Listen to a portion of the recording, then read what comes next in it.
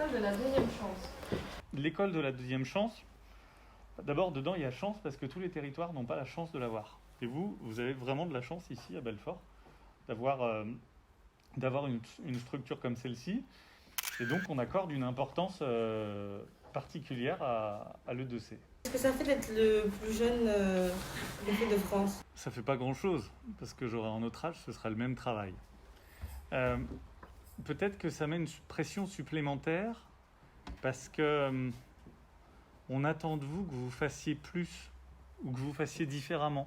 Et je me suis dit, si aujourd'hui on nomme des préfets qui ont moins de 40 ans, qui sortent pas à peu près comme tous de l'ENA, qui est la grande école, c'est pour faire un peu différemment.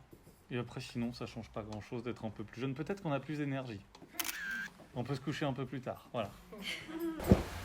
Quelle est l'action que vous pouvez mettre en œuvre pour favoriser l'emploi pour les personnes handicapées et les jeunes?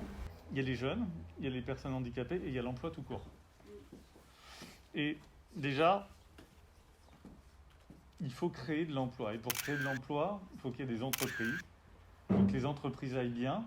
Et c'est ce que j'ai fait, moi, ces derniers mois. Alors en plus, on était dans une période particulière. Ils n'ont pas pu bosser avec la crise du Covid. Et donc, il y a une forme de donnant-donnant. C'est on vous aide parce qu'on sait que vous allez créer de l'emploi. Et après, derrière, quand on crée de l'emploi, il y a plusieurs priorités. Les jeunes, c'est une priorité vraiment très importante aujourd'hui pour nous. Et on a plein de dispositifs. D'ailleurs, on en discutait tout à l'heure, il y en a peut-être même trop.